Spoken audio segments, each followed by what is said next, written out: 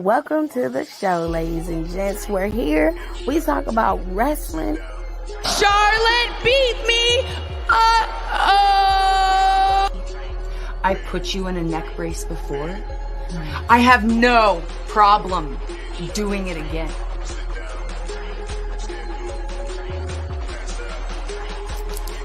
You haven't seen it, honey? I was... Oh, bitch! No, the fuck y'all did.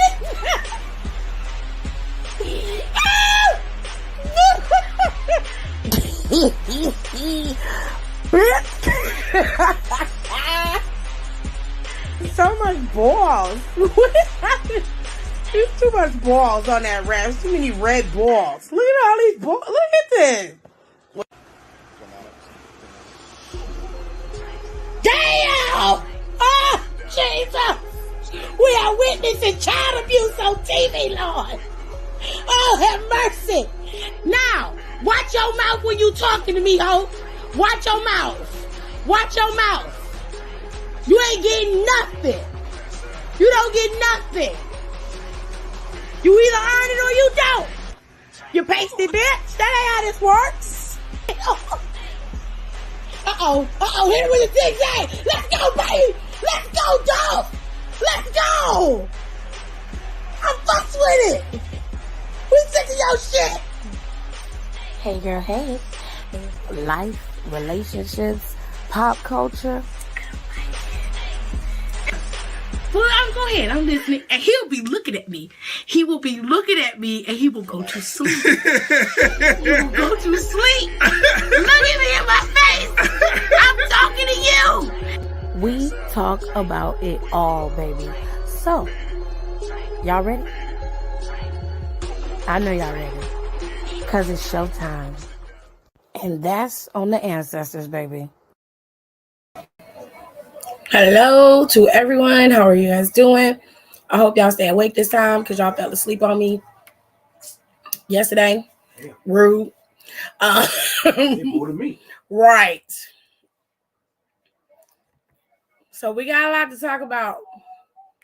Not a super long amount, but if you missed NXT, I highly recommend that you go and check it out because there was a little bit of information that happened in NXT that could shape the landscape of NXT for the next NXT champion, especially. Okay, now let's go by piece. Only person that stayed awake with me yesterday was Donnie. Everybody else was knocked out cold. Okay, first things first, we got to handle a little business. Okay, so today Bianca Belair is officially in the history books of WWE once again. Why, you ask? Well, Bianca is the first Black woman to be champion for over 200 plus days. Okay. Now, to some people, that may seem like a small feat, but you have to understand that her being a Black woman and being champion for over 200 plus days is an amazing feat for little Black girls all over the world. So girls that come behind her, like Lash Legend, like Kaden over in NXT, like who else? Because it ain't a lot of Black girls. Okay, you see how we have to struggle to figure out who Black and it's not a lot of Black girls. Okay, so when the girls who come into the game behind her, like Jakara, I believe the girl's name is, there's a whole bunch of Black girls up and coming, especially in the Next in Line program.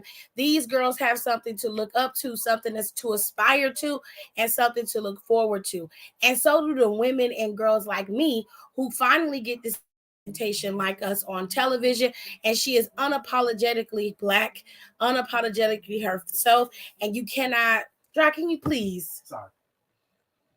Jesus. I love him, but damn, you ain't have to start doing the clown dance while I'm trying to do this. I'm trying to be nice and sentimental, and here you would be.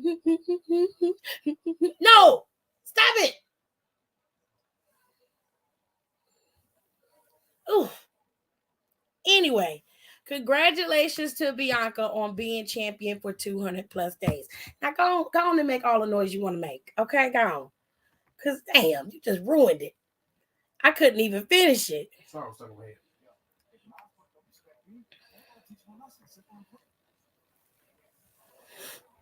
Everybody fell asleep on me. All y'all was asleep. Only person that was in here was dying. Now I was awake. I even stayed to the like video. You was asleep. I would not accept that. If you go back, look at all them comments. Who was talking? Donnie, you came in at the last minute. I can barely keep my eyes open. Mm-hmm. I'm so tired. Right. Everybody was tired. Just lay down right here. Just let me die right here, Lord. Just let me die. I'm so tired. Everybody in here. I'm so tired. My calves.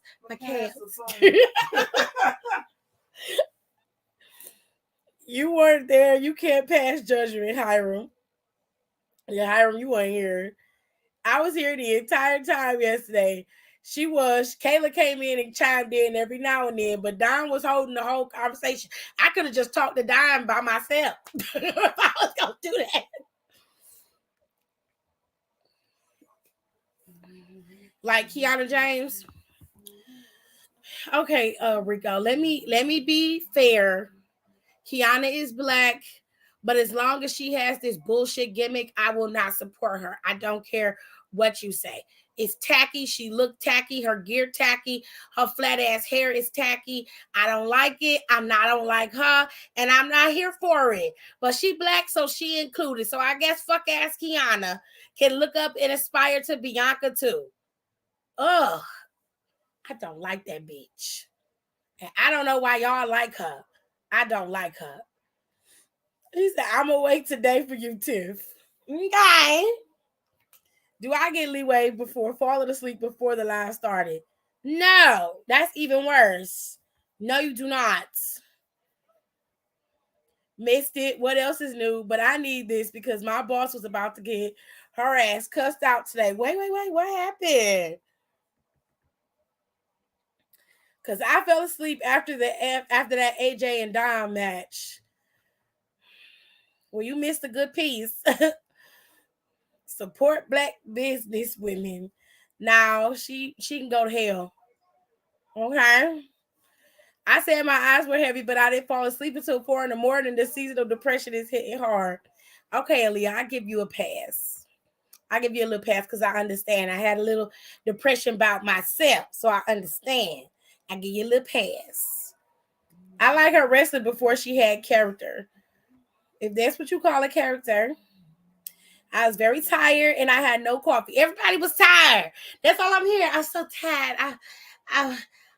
Just let me lie right here. Just let me lie down and relax and rest myself. I'm so tired. That's all I hear.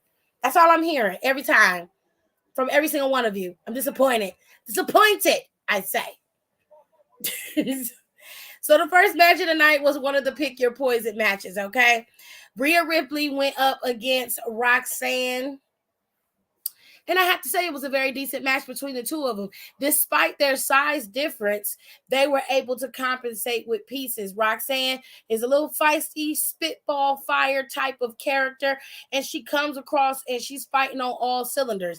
Despite the fact that Rhea outweighed her, had more height, and she just dominated for the better part of the match, Roxanne was able to find an opening and get her cues in. But ultimately, it was the power of that little coochie group she got called Judgment Day. That little bitch she be dragging around by her coochie hairs. Dominic, he interfered. That's what cost Roxanne her match. Roxanne ended up losing, and this is what we ended up with a picture of on Twitter that everybody's probably excited and hollering and screaming about, that Ripples the Clown laid out Roxanne. Okay. If this is what you like, good for you. I think Rhea Ripley is a nice looking woman. She always has been. And of course, she's a phenomenal character and a great wrestler. But right now, she getting on my last nerve. She worked on my nerves. Ooh, I want to take her ass to the night water so bad. I just do. Anyway, I don't like that bitch. I don't like her. Okay. Well, I had to avert a financial crisis. babe. Okay. I can't lie. I have passed out a couple of times in Tiff's lives. Of course you have. I don't even know who the fuck this hoe is, but all skin folk ain't kinfolk. Boo. Right. I mean, Candace Owens and Kanye are prime examples of that. I can't with her. But I don't like Kiana. I don't like her. So I didn't know that she was black. I thought she just had on layers of fake tan. The British girls do, so they look black. No, Kiana really is mixed. Her mother is black. Kiana is black. Kiana is half black. Her mother is black. And we're not talking about being half black or mixed or Creole. Like, her mother is legitimately African American. I seen a picture of her mom. And I like Kiana in the beginning, but this character I don't like. I don't like the character, and it makes me not like her. And until she does something different, I don't fuck with her. I don't like her. I just don't. I don't like her. What's Austin Theory doing here in NXT? Clearly shaking some shit up. I haven't gotten to Austin Theory yet. So we still require the mask mandate in the building, even in the classes. So I was monitoring one of the classes, and 2 students in the class didn't have their mask on. And me monitoring, of course, I'm going to let her finish. Clearly, Austin was looking to say he's cashing in. Or he could. It's nothing wrong with Kiana. Tiff just want to go against the grain. Honestly, I really don't. When she first showed up, when I first saw her, I was cool. But it was her character that I just don't care for. Y'all don't have a problem with her character. That's on you. If you like her fucking character, be my guest. I don't like the bitch. I don't like it.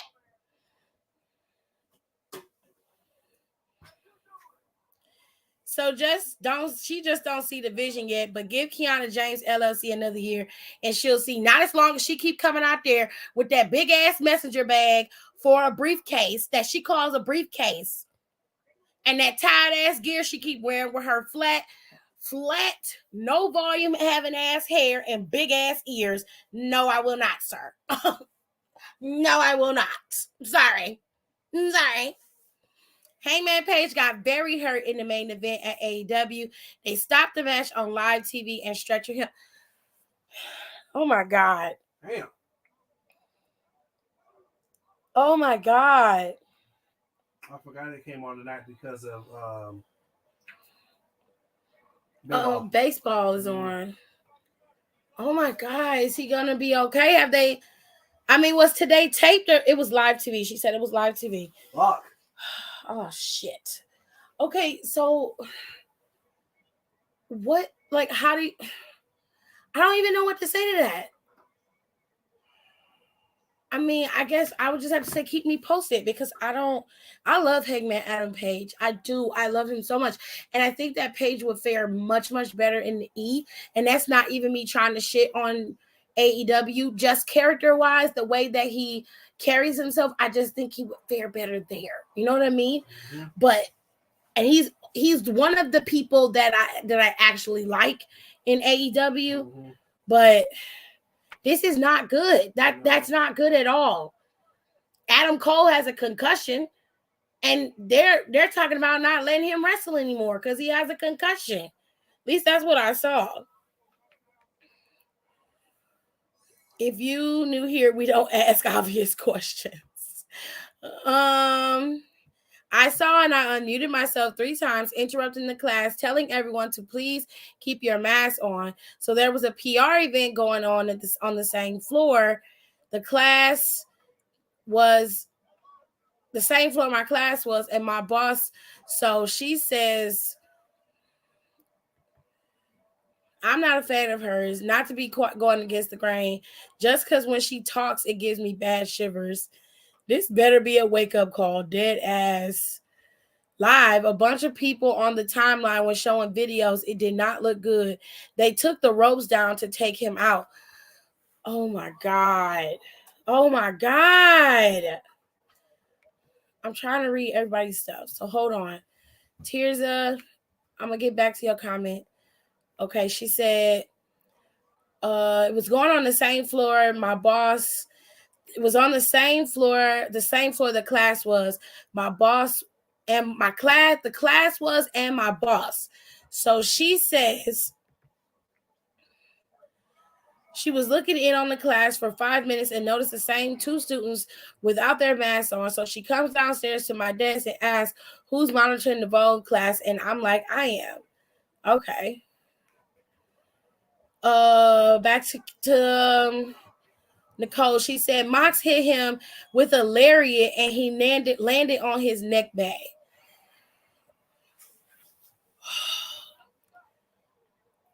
So it was an accident. He might have, like, you know how like Big E broke his neck? Mm-hmm. I don't want to wish that, so I'm going to say it's just like a shock or something. He got clotheslined and landed on his neck. I said, I am. And she goes, you didn't notice the two students without the mask on? And yeah, I did. I said it 3 times. So this bitch condescendingly taps me on the shoulder and says, so why didn't you? It was an accident. Okay. So it wasn't done on purpose. It was just a freak accident. Okay. Oh shit. Moxley must be feeling horrible. They had to take the ropes down to get him out. Oh my God. Oh no. She said he was not moving. Oh shit. She said, so why didn't you send her, the volunteer, upstairs? And I'm like, because I said it 3 times. Oh, Lord.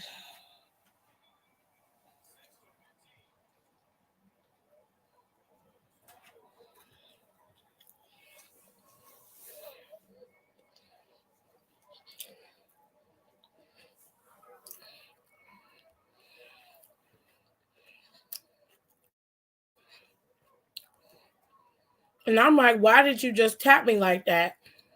If you were up there for 5 minutes, like you say, then why didn't you say anything? Valid point. I'm really shaken up by Paige.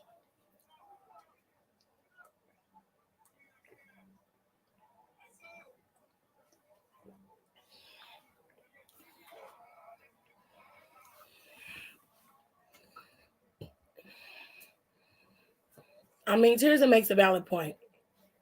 Not to cross the 2 toppers, but Tirza makes a valid point about her boss. Like, if she was up there, she could have rectified the situation right then and there.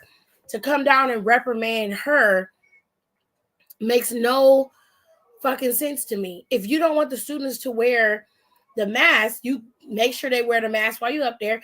Then come downstairs and say, hey, who's running the Vogue class? Well, Tirza's gonna be like, I am. And she can be like, okay, did you tell them they had to wear their masks?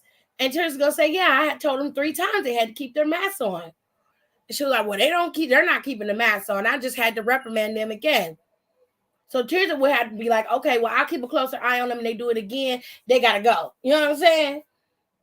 But she handled that wrong. It was like she was blaming Tirza. Right. He did it. Side note, I hope he's okay. I don't know much about him, but I really hope it's nothing serious. Hangman Adam Page really, honestly and truly, could have been the heart of AEW if they did it right. But because they was pandering to Jericho and them at the time, and they were using them to build the company, they were not trying to use what we would consider to be like homegrown talent to build up AEW, and then use your superstars like Moxley and Jericho and Cody and the Elite as your anchors and let them be your full shit. You know what I'm saying? They didn't do that. Right. So, Hangman Adam Page, I learned about him because Nicole, of course, is very well versed on the indie scene and in New Japan. So I learned about a lot of his stuff from her, and then a lot of y'all would send me stuff. But I liked Paige as time went on and they showed him on television. I really did like him, and I thought that he was really good. And I felt like he should have been the first AEW champion over Chris Jericho. He should have been the inaugural one. But you know, it is what it is. But I hope he is okay, and I understand that he didn't move, and it's giving me very much Big E vibes, because that's what happened with Big E. He did not move after he got that he got hurt with Ridge Holland, and he just laid there, and then they ended up stretching him out. And I was just like, something is wrong here. They did not put the camera back on him. They were, you know, talking around him, you know, and it was just like, what is going on? And they got another ref out there. Yeah, and they just while they tried to finish the match. Mm-hmm. And I'm like, he's not back up on the mat. Like, what is going on? He had got hurt bad. It was an accident though. Shit happens. So I understand it. I'm not like, you know what I'm saying? We understand like AEW has their shit, but that was an accident. So I'm not gonna be like, oh well, the company's still fucked up. Like, no, like it wasn't Matt Hardy. It wasn't. No, it wasn't like that. It was a simple lariat, and it just he landed wrong. Yeah. He just landed wrong. That happens. I told her, I don't appreciate you tapping me like I'm a child, because I'm nothing but, as if I'm nothing, but I'm definitely not one of yours. So I'd really appreciate it if you never do that again. Girl. Trisha said, just because you're my boss don't mean you're going to disrespect me. But And people think wrestling is fake. That shit is, goddamn injuries ain't fake. this shit is hard. She said that shit isn't easy. That's really rough. Nicole said, I'm trying to keep up with the updates. Okay. I'm going to go on with NXT. And when Nicole, you get the new stuff, I'll pause what I'm talking about, and we'll just go in and look at the stuff that you have, or we'll talk about it. All right. Okay. So like I said, if you came in late, some of y'all are late. Bianca Belair has hit 200 days as the Raw Women's Champion. This is the first time that an African-American woman has been champion for over 200 plus days. Okay, so congratulations to Bianca for making history. Once again, the girl don't do nothing but break records. All right, she don't do nothing but break records. Okay, so kudos to you, ma'am. Now, like I said, the Pick Your Poison matches happen tonight. Okay. And first up, okay, I'm going to check the group chat. My phone at. First up is Roxanne versus Rhea Ripley. Okay. All right. Let me get my.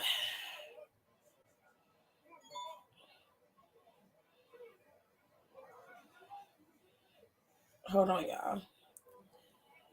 Rhea Ripley went up against Rox. I'll call her Roxy sometimes. She went up against Roxy, and they had a really decent match. Honestly, the two of them competed extremely well together. They were able to let me look. Hold tight, y'all. Hold tight. Just give me 5 seconds. 5 seconds. Let me put the mood music on, as AJ likes to call it. Give me 5 seconds. Damn right we take turns being wrong. I get real accountable when I'm alone. I get real about it all when I'm alone. It's so crazy missing you when I get on. Now Julio made me a Popio, and I might hit your phone up with that bye. Listen my da. Listen that all of this love is toxic. All of this love is toxic. All these kisses and hugs and toxic. You a damn drug. Toxic. If you don't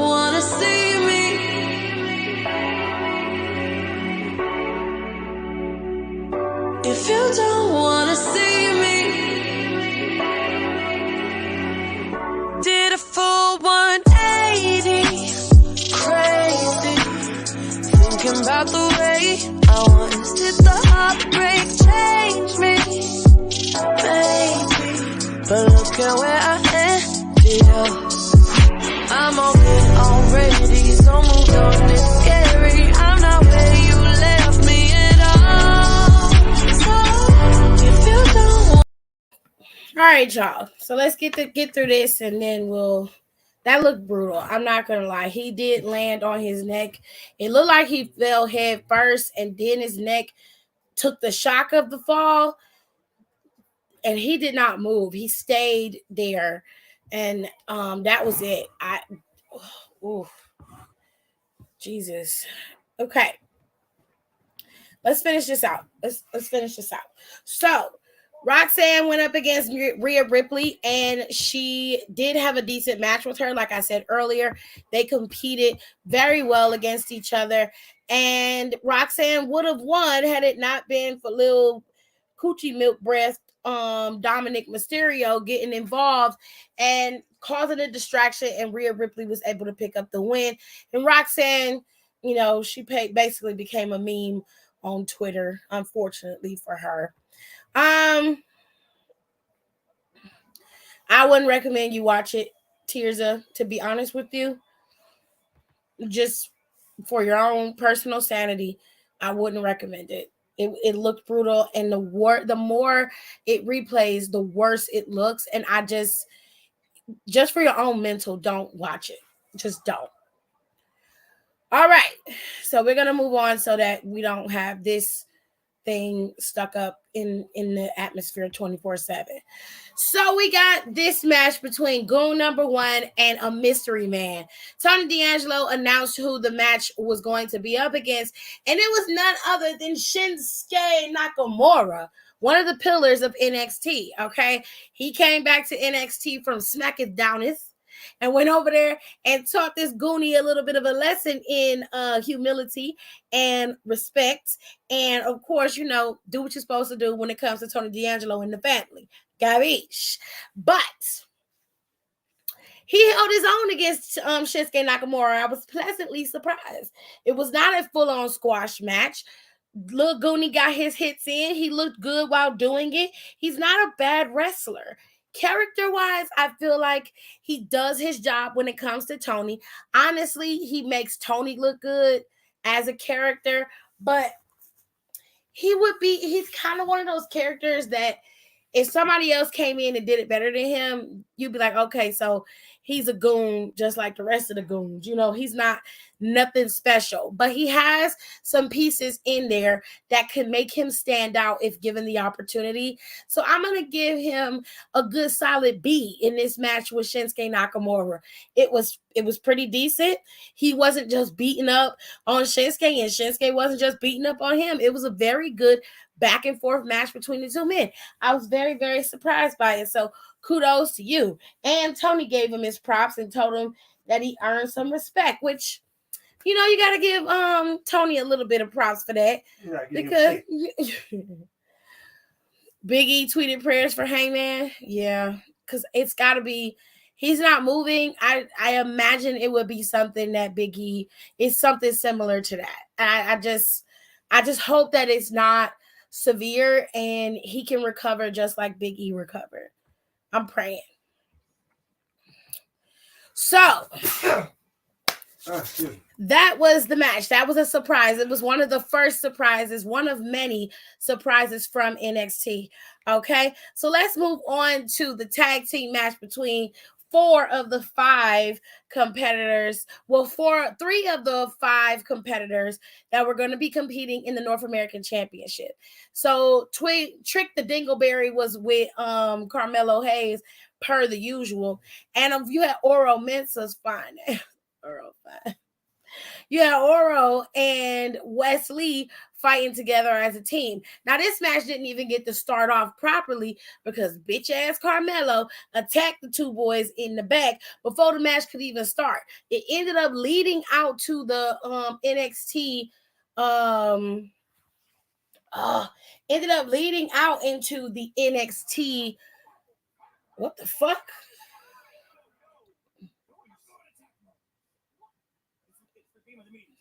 Please turn it down. It ended up moving out into the arena where they ended up fighting and actually having their match. So ultimately, Carmelo and Trick was able to pick up the W after they did a little bit of trickery in this match. I wasn't exactly happy about it, but they attacked Oro Mensah, who was able to get the drop on him. But Trick was getting pushed out of the ring. You had Wesley out of the ring. Everybody was out, and Carmelo was able to get the drop on both Oro and Wes. Then he took a boot to the face from fuck ass Von Wagner. Von Wagner then got laid out by Nathan Frazier, and all 5 competitors, including bitch ass Trick Williams, were out there laid out prostrate before the Lord. And there was nobody who really had high momentum going into Halloween Havoc. But we know that those 5 men are going to compete and successfully compete against each other in a ladder match. And one of them is either going to become the new North American champion, or they're going to become a 2 or 3-time North American champion in Carmelo Hayes. So, yeah. He said, bless you. Thank you. Donnie said, bless you. Thank you. Did you just say Dingleberry? Yeah, I said it. I said it again. He's Carmelo Hayes' Dingleberry. Anyway, so Sonya is back being Mandy's lackey. Child boo. Okay, let's get to Sonya. So last week on NXT, since Tirza missed it, I'll recap it for you. Last week on NXT, Alba Fire had a match with, I believe it was, babe. I didn't know that was going to happen. Okay. So this match, I believe she had the match with JC. I want to say it's JC. I could be wrong, but somebody in the comments can correct me. So she had the match with JC, and Sonya was in the audience. Alba beat her and got out the ring, and that's when Sonya hit her in the head. Busted her head up against the steps where they house the bleachers for them to sit. So it was JC. Okay, cool. So basically, she beat her up. They beat her up, and then they went to the back. And Sonya explained. She said, "So me and Mandy have our differences, but she's still my best friend. I'm still gonna be here for her. So if these 2 girls are her girls, then they're my girls. And with Mandy being kidnapped, somebody had to corral the crew. So I came here to make sure Alba knows that she just doesn't have a one-up on Mandy Rose, right? So that's essentially what happened." Then they said that she basically was like, I'm going to the ring next week, and I'm going to challenge Alba Fire to a match next week. And she's either going to come out there and accept it, or she's going to take this beat down like she always does. Either way, I'm going to beat her ass. That's basically what she said. So this week, the match was made official. It was Alba Fire versus Sonya. And of course, she had Mandy Rose's Toxic Attraction in tow. Now, the match went off without a hitch. The 2 girls did interfere, but ultimately Alba was able to beat Sonya. Then JC and Gigi attacked her. They beat the girl up, had her bat in her mouth, and that's when Mandy Rose music hit and she came out. Mandy came out in a one-piece bodysuit. Okay, it was a cute bodysuit, not gonna lie. She came out, hair was crinkled. It was nice. She got it nice and light, and she looked cute today. I'm not gonna shit on her too much. The girl been through a lot. But she came out there, she cut a shitty promo. I ain't gonna lie about that. She basically said that just because you kidnapped me don't mean that I'm not gonna be able to take you out when the time comes. She said, so yeah, you got your match, but I'm gonna be more vicious, I'm gonna be more terrifying, I'm gonna be more this, and I'm the most I said, girl, yang. We don't want to hear all of that. Okay, we don't care. Now, while she was talking, Alba broke free of these 2-3 holes and used her bat to take these bitches out. And Mandy tried to hit her with her belt, but Alba was able to hold her up against the ropes. Now, me personally, I don't know who's going to win, but I feel like to give Mandy her full 1 year as champion. Mandy's going to retain that title and end up dropping it at the next, within the next week or so. Similar to how Nikki Bella was able to retain her title for her title reign and beat that record that she had been trying to beat. And then right after that, she ended up dropping it to Charlotte Flair. I think that's how that's gonna go down. If it doesn't, that's fine. Either way, I'm just tired of seeing Mandy with the title. And I understand she's going through a lot, but that's not what I'm talking about. The kayfabe storyline of Mandy fuck ass Rose with the toxic asses, and I'm tired of seeing them. I'm tired of seeing it. I'm just tired. Anyways, so we got the second half. I'm gonna go to the second half of the Pick Your Poison. It was Raquel and Cora. So Praying Mantis Cora came out there. You know, she looking real Instagram model-ish. Okay. She went and got Brian Breaker's tanner lotion and said, babe, I need to get myself together because I'm real bright out there. I need to be good and orange like you. So he went on ahead and gave her some, and she rubbed that on there, and she became real golden brown. Okay? She was real golden brown. Anyway, Cora came out there with her black kendo stick, child. And, of course, Raquel came out there with her bland-ass bite. Cora thought she doing something when she kicked Raquel in the stomach, and Raquel kicked her ass to the mat, okay? Raquel whooped her ass.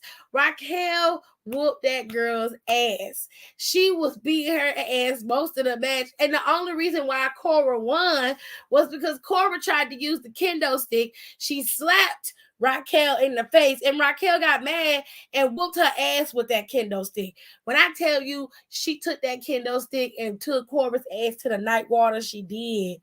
Okay, she whooped that girl's ass. Now, by technicality, Cora won her Pick Your Poison match. That's all Cora wanted, was to get her disqualified and she could win the match. But Roxanne wasn't having it. Roxanne came in there and bust her in the back of her head with 2 fists and got her in that ring and took that kendo stick and was getting ready to slap the hell out of her with it. But she ran. Now, one thing in this match I could not stand was Cora screaming like a little bitch all night. That shit was not cute. It was not fun to hear on television, in stereo. I didn't like it. I was like, girl, shut the fuck up, okay? If it hurt, it hurt. This is your job. This is your profession, bitch. We don't need to hear you screaming, okay? We don't need to hear that. Now, something's going on with her first 2 fingers. I think on her right hand, she broke them, it looked like, or she broke one, and they have her finger in a splint. I was like, oh, what happened? Brian Breaker snapped him. You know, he had to clench them butt cheeks. The fingers couldn't stand it. Couldn't stand the strength of them cheeks, honey.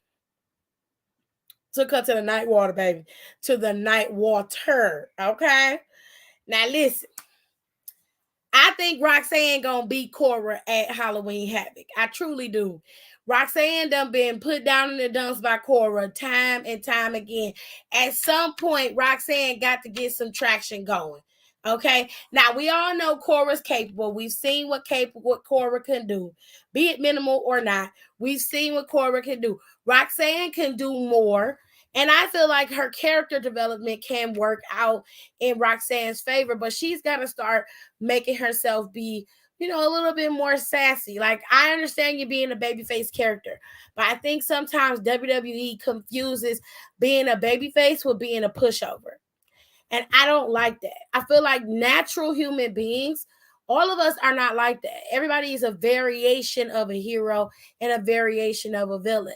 So you can't just lump us all into one tiny box as a description of what a hero should look like or what a face character should look like. I think Roxanne can still have a lot of core base and power to herself and still be a face character. Bianca is a very good example of that. Naomi was a very good example of that. Okay, you don't have to be a heel in order for you to showcase what you're capable of. And I think a lot of times that's where most people who come into the E and they're branded as a face make their fatal mistakes, is they don't make their character have depth. They make them one note when they are a face. You're a one note person. All you care about is, not being a coward. It's very much the Daniel Bryan brand of a face character. And I feel like there's much more to being a face than just that. Right? We all know that being a heel is multifaceted. There's layers to it and there's levels to it. And you're interested in those layers and levels. But I think if they made the same with the same process and the same layering, it would be more interesting when they go up against certain characters. And I think Roxanne could really benefit from doing that. Okay. All right, so we got the final matches that happened. Schism went up against Cameron Grimes, To the Moon, and the OC. Now, Cameron came to Monday Night Raw and went up to Gallows and Anderson and Styles and said, hey, listen, you boys look like, you guys are some of the best tag teams in the world, all right? And you boys look like you're looking for a good fight. I got a proposition for you, okay? I need some help against these crazy-ass motherfuckers over at in NXT. They names is Schism. I've been getting attacked week after week. I ain't got nobody in NXT that can help me. I need your help. So Gallows and Anderson said, listen, we'll come help you, but we don't work for free. Okay? We don't do nothing for free, baby. We need coins, dineros, broccoli, okay? Guap. We need money, okay? Currency, okay? Pesos, all right? We need money. We don't play that bullshit, all right? So he said, don't worry, I got you. AJ Styles said, ain't you like a crypto king or some shit like that? He was like, I don't know, man. That's not true. Like, he kind of avoided it, but he was like, no, you want to be paid? Got it. No problem. I'll pay you. Sure, no problem. So the boys showed up. The Good Brothers were there, and they had a fight, and it was a fairly good fight. But ultimately, the Good Brothers and Cameron Grimes were able to pick up the win via the Magic Killer. So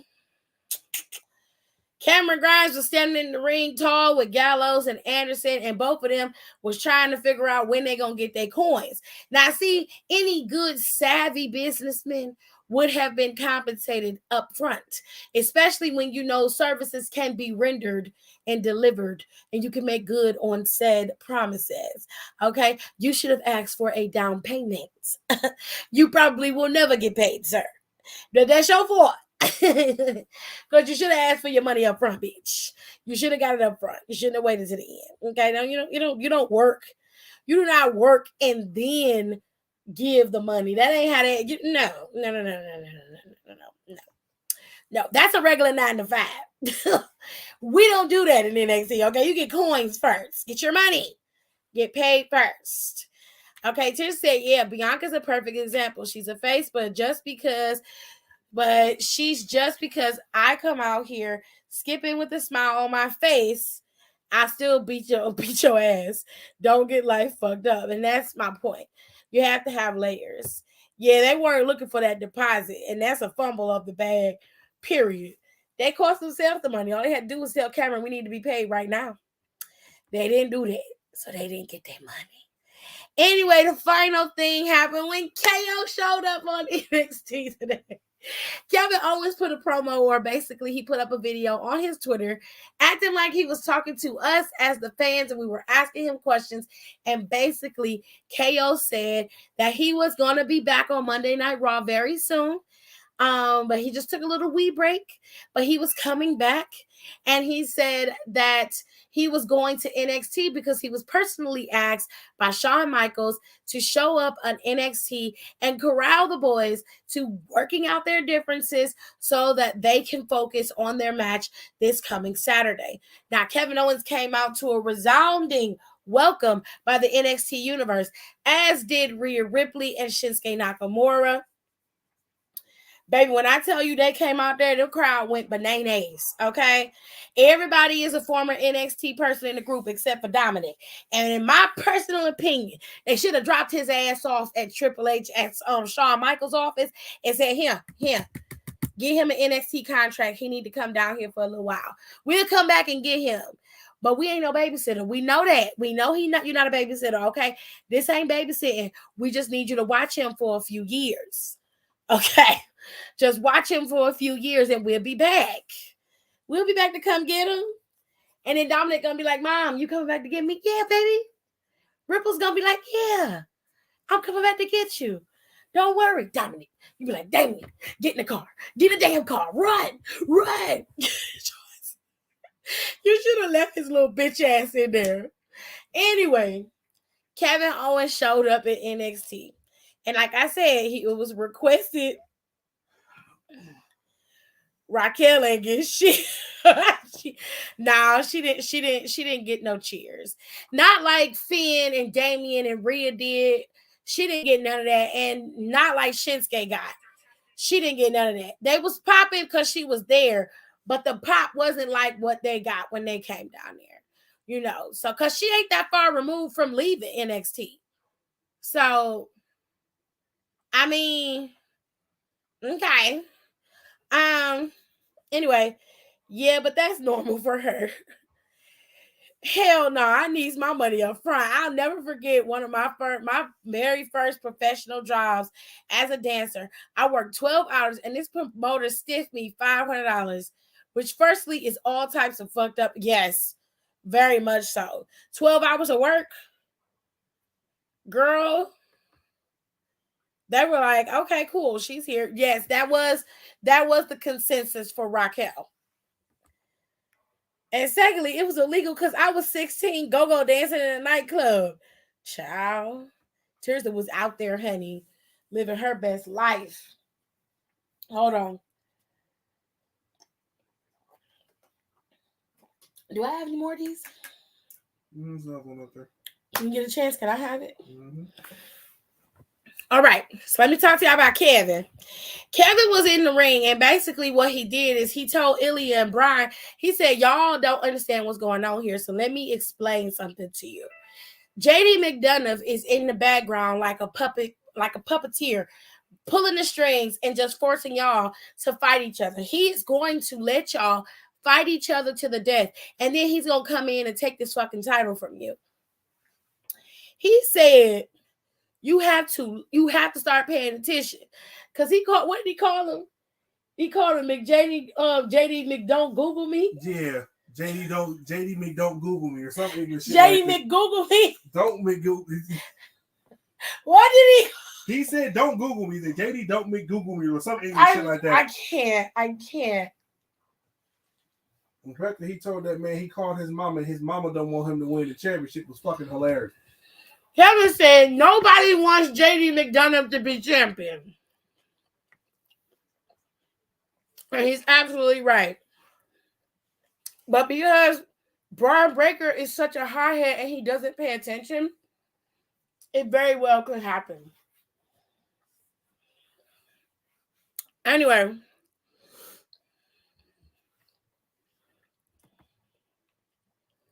I hear you about getting paid up front. But if Gallows and Anderson got paid up front, would they actually wrestle after getting paid? That scenario you mentioned reminded me of a song Grandma would sing to daycare children when they miss their parents during the drop-off. Do I think they would pay? If Cameron was smart, he would offer them half up front and half after, which they would have to render the services then because they're not getting the rest of their money. Everybody wants to be paid in full. Now, that's how you rectify that. But they would have went down there anyway. But we just going by kayfabe, right? Because they did end up saying that they wanted to go down there and help because they actually like Cameron, and they wanted to help him and shit. And I was like, okay, cool. JD McDon't Google me. Okay. I was right. All right. So he said nobody wants JD McDonough to be champion. JD's own mom doesn't want him to be champion. So the boys start fighting. JD McDonough's laid out, Brian Breaker's laid out, and Ilya Dragunov is standing tall, holding the championship. And that is when Austin Theory's music hits. And Austin Theory is Mr. Money in the Bank.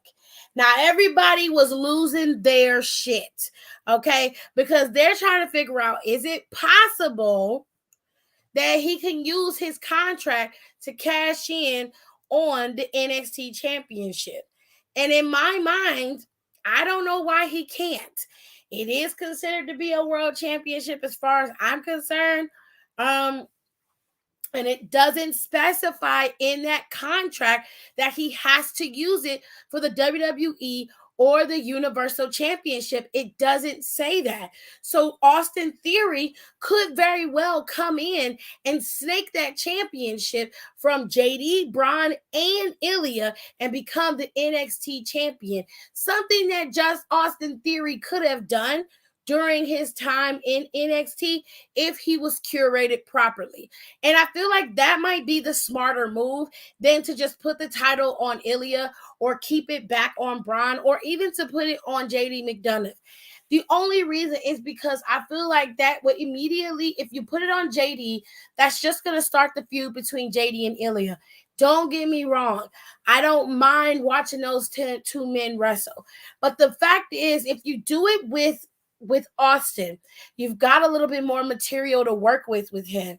He's a little more arrogant and he's out there in the way. And while I don't care for his character, I do need that briefcase to not be in play anymore, especially with Theory. I can deal with him being on NXT, but I really wish they would go with my idea and let KO, Johnny, and but since they done put Johnny on Dexter and Miz, let Kevin go after Austin for that fucking title, right? I mean, for that briefcase, and then give it to him, and then have Kevin cash in on Roman. I just felt like that would be a better way to do it. Okay. Yeah, my man is a hothead, but he still have a hot head regardless. Girl, you can have him. I am not fighting for him. You are all on your own. I do not want Braun Breaker. Not even in the slightest. Yeah, he cute. But don't let that shit go to your head.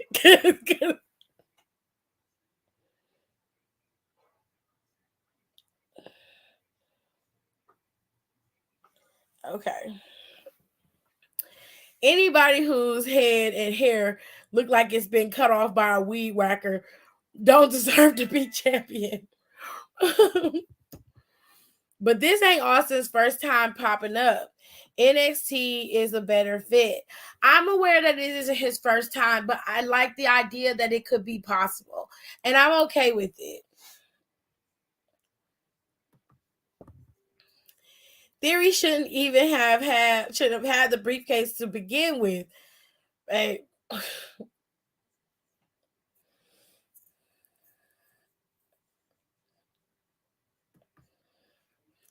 You're welcome, Kayla. You didn't like this year's picks anyway. No, I didn't. But to be honest, he shouldn't. He was super late. He was a super late addition. I'm being honest, like nobody really in Money in the Bank this year. Money in the Bank was an odd show, but as the match went on, it was okay. I just didn't like the fact that he was added so late, and it was just like, man, this is fucked up, you know. I don't even remember who was in Money. Let me see. Money in the Bank wins 2002. Was Omos in the Money in the Bank this year? Really?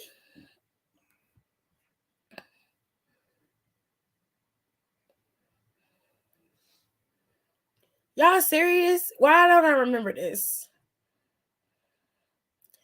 The only person I liked in there was Sammy, and I thought Sammy was gonna win it, honestly. And I would have loved that. And with him being in the bloodline with the Money in the Bank briefcase, that would have been fucking gnarly. Are you kidding me? Why don't I remember this though? I do not remember any of this. So this is the Money in the Bank lineup for the men this year, and I did not like it. I didn't like the fact that I didn't feel like Drew should have been in it, and I love Drew, but I didn't want Drew to be in it. Omos definitely should not have been in it. And I was okay. No, Bruce is still there. Bruce is still there, babe. That was clearly a Vince McMahon call, but Vince ain't there no more. So what's good? IDK, remember who was in the men's? Yeah, this is the men's. Forgive me, but since Vince is gone, is Bruce Pritchard gone also? Nope, he's still there. Well, a lot happened this year. A lot happened. You'd be surprised. I remember hoping that Seth and Sheamus would get that win and then being so sad. So my thing was I didn't have a problem with Sammy, Sheamus, or Seth being in it. I knew Riddle was going to be in it for some reason. I didn't care about Riddle, but I did not like the addition of Moss because I felt like Moss was really early, but he did okay. But I absolutely detested Omos being in Money in the Bank, and I didn't feel like Drew should have been in Money in the Bank. I didn't feel like he should have been in it. I felt like if they were gonna put Austin Theory in Money in the Bank, then he should have been the one to compete against Moss, Madcap, to be in it. Like, why didn't you compete against Madcap and then earn the spot? Like, they added him last minute, and that's what pissed me off. And then he ended up winning it. He ended up taking it, and the match was going on, and it seemed like somebody substantial was gonna win, and he's had it ever since. And like, he sucks. He gets on my nerves. I hate him so much. He is really, the fuck is he doing? Being Triple H's subordinate. Running, doing like he told so he don't get fired. He trying to keep that severance package, babe. I mean, I don't hate Austin with the briefcase, especially if he's going to NXT. If he's going to NXT, fine, okay, but like you missed a good opportunity with that briefcase to wreak some havoc on Roman Reigns as champion. You tell me honestly, Theory was not a plausible threat with that briefcase. He just wasn't. So, like, you should have put KO in this match. You should have had him in there.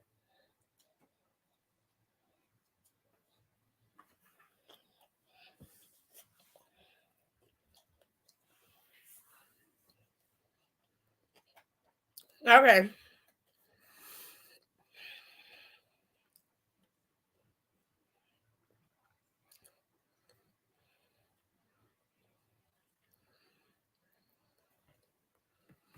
That I'm okay with, but it was just very early in Madcap's career.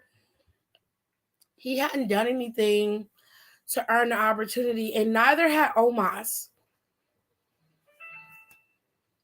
He just big for no fucking reason. And I was just like, man, all right.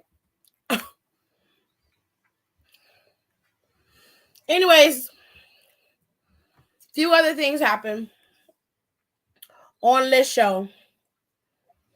Even Riddle aren't experienced enough, and I feel wouldn't be able to hold the audience in a match of this caliber. Especially Omos, because other than him being big, he can't do shit. That's what I'm saying.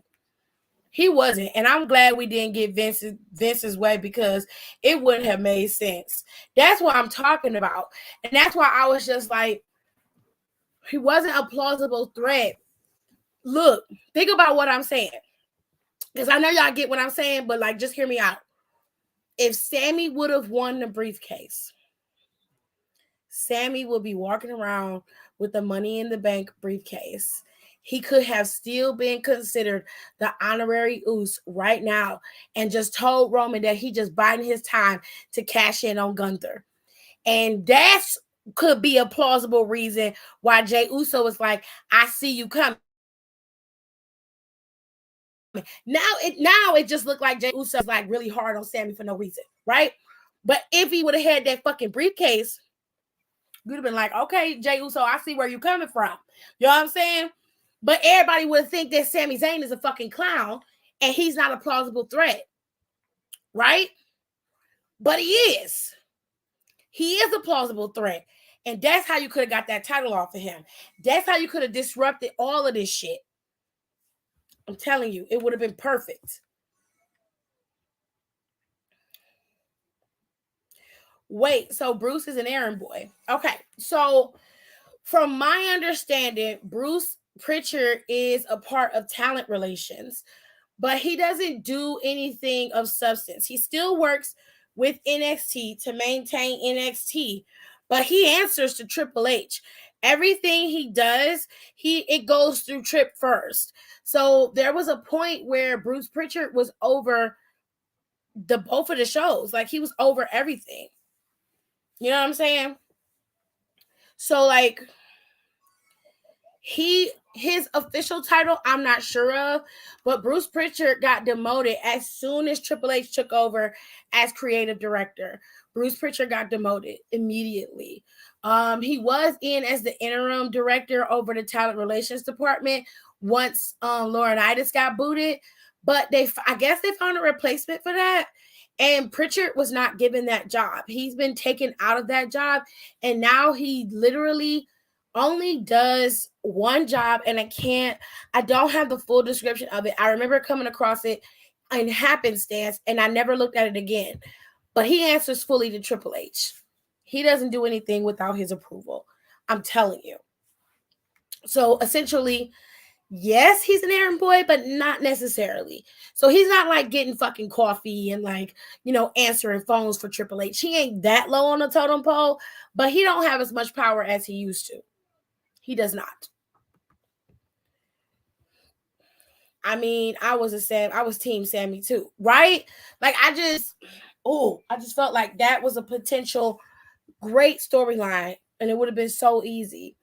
But anyways, so Damon Kemp and Julius Creed sat down with an interview because clearly they can't be in the same vicinity of each other. And Damon Kemp is too much of a pussy to really be in Julius Creed's face unless he have to be.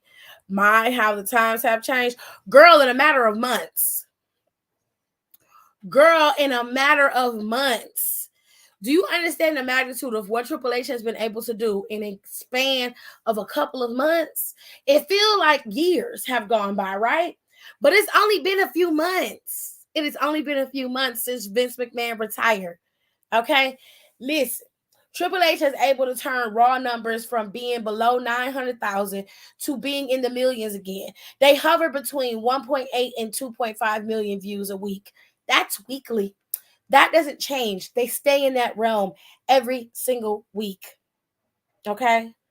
Sometimes Triple H got to return, sometimes he don't. But they stay in that weekly viewing every single week. Pay-per-views have improved. Storylines have gotten better. They make sense. We don't have to fight to make things make sense anymore. Girl, times have truly changed. Now listen, Pop Kemp, Grandpop Kemp. My only criticism of Trips is I want more women's matches on Raw. That is a big criticism for a lot of people, and I think that is going to change coming into the new year. Y'all gotta give it time. I know it seemed like he's been able to implement a lot of changes very quickly, but I don't think he wants to pull the trigger on pulling talent into the main roster too fast because he doesn't want people to flounder out. So one, he's got to get Toxic Attraction breaking out from NXT, get them on the main roster. He's got to pull more girls up because there's just not enough women on the roster for you to have more women's matches. Now, is there enough women to have more women's matches? Yes. But once he gets done with the combination of girls that he has, running those matches back to back, he's going to run into a wall. because there's not a lot of girls on the roster. So hopefully by next year, he will start bringing in the girls that are ready to come up. They will come up, they'll get redirected to their respective shows, and we'll start to see more women's matches on the roster. Ronda Rousey talked about that too, and I talked about it yesterday with Donnie, because he was the only one who was responding to me. I think by then, Tirza, you had decided to go to bed. But Ronda Rousey talked about it on her show. She did her show. I'm gonna get to her show in a minute. Let me finish with NXT. Listen, Crabapple Damon Kemp was talking shit, or at least he attempted to, and Julius Creed ran his ass to the ground. When I tell you he dogged his ass out, he said, listen, you talk all this bullshit all you want to. At the end of the day, I'm always going to be better than you. I've been better than you since college. I'm better than you now in your respective career. You're not even the best wrestler in your family. I was like, whoop. Got you there, bitch. He got your ass there. He is not lying. He is not lying, babe, because your brother won all the medals, not you thickums. You didn't win shit. But I will say, okay, they had your ass in NXT, but your brother didn't make it. Your brother was not progressing fast enough, so hey, they had to pull his big ass from WWE entirely. Maybe he'll come back when he ready. I don't know if he gonna come back or not, whatever worked for him. But anyways, so I thought that was hella funny. They're gonna have an ambulance match, but if Julius Creed loses, his brother Brutus is gonna be kicked out of NXT, child. So it's hard times for the Creed brothers right now. We need the Creed brothers as a tag team. I actually love them as a tag team very, very much. I think they are an amazing tag team, and I will say this. Nicole was 100% right about the Creed brothers. I did not believe in them when they first got there. I was like, child, I don't like this. She was very much into Diamond Mine, and they have become a very good faction in NXT. So she was right. I was wrong. I give that woman her props. Okay? Because she was right about it. All right? Well, we said that in the group chat, and Nicole said we're moving into Crown Jewel, and you know how that goes. Oh, God. Please. Io and Dakota need to have more of a presence as a tag team and not just in the faction. I mean, they are the champions and need to be defending them titles more than they have been. Well, they got to have teams. They're the only team that they've created now is with Raquel and Shotzi. There aren't really any other teams that can compete against them unless they're created, so I think WWE also needs to start looking into the indies for tag teams, women's tag teams. Not just, pulling the girls from, straight from college and bringing them into the E, but actually looking for legitimately pulled together tag teams, just like you do for the men. You should be auditioning them as a tag team, just like you audition the men as a tag team, Like, you got to do that if you want to build a solid division. You can't just put these girls together because not everybody has great chemistry. I'm sorry. I'm being honest. I don't think Io and Dakota have good chemistry as a tag team.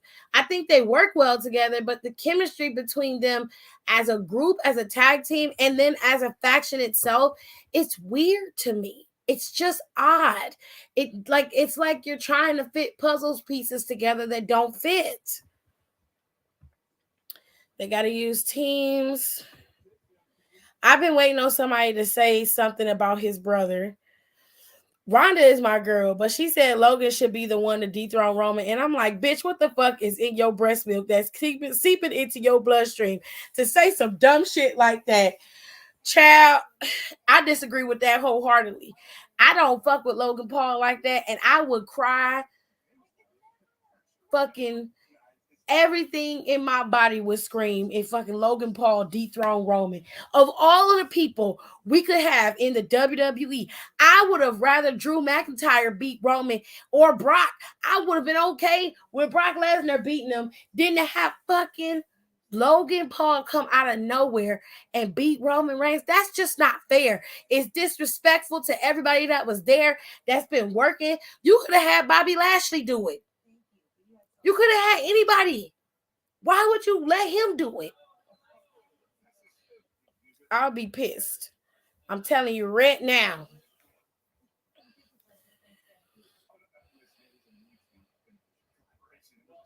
Damon ass was talking in circles and hitting the bullet point with no transitions. He wasn't progressing as quickly, and he was also injured. Pugface got dog walked by Julius.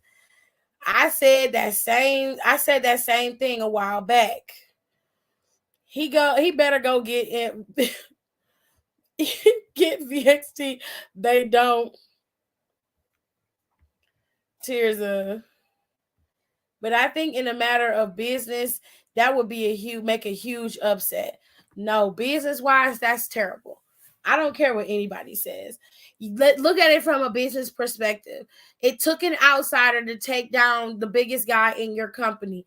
You didn't have nobody else that was in your company that could take him out.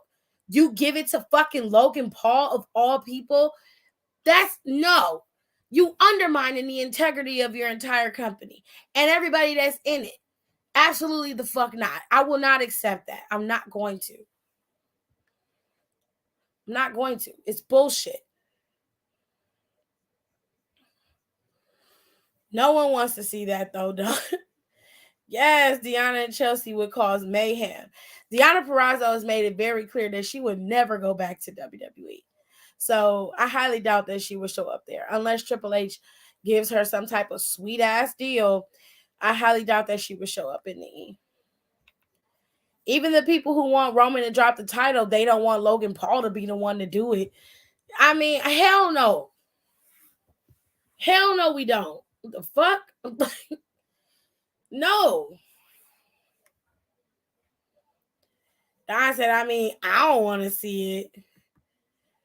Facts on Logan Paul. Triple H is a smooth talker. Yeah, he a smooth talker, but he wasn't that smooth because if Vince was still there, none of these people would be coming back. Okay? Now, he's able to entice them because he's in charge.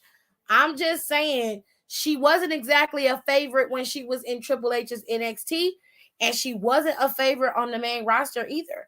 So Deonna probably is soured on everything that has to do with WWE. So I just don't think that she would just come back. Like, he would have to really smooth that shit over in order for her to be like, okay, I trust you. And you know, Taya Valkyrie is bitch, y'all lied to me. Like, that's how she is. That is true. And she had issues with Hunter's creative too. Most of Triple H's people right now is over in AEW. Right now, Adam Cole is injured with a concussion, as far as I know. We just saw Paige. We just saw Heyman Adam Page get injured, so hopefully he's okay. We saw a bunch of stuff. You know what I'm saying? So, like, he's a smooth talker, but he's not that smooth. Like, he got a lot of work to do. You know what I'm saying? He's smooth operator chair. I can't with you. Glad to see new tag teams in NXT. Sure. Well, she wasn't there long. No, because when she said she was tired, babe. They all say never, but for the right amount of money, that can change. Deonna ain't do it for me anyway, so I don't give a fuck either way. Just said, bitch, go on. Move around, bitch. Move around. But it's like now she was able to portray the vision, so it's possible. Well, she got signed in 2017, and they never let her character get out the gates. No, because Triple H was, keeping a tight rein on NXT, but he's learned to kind of loosen up a little bit and let things naturally flow and ebb tides fall and rise and all that good stuff. Okay? Sir, y'all go back over Halloween Havoc. Okay.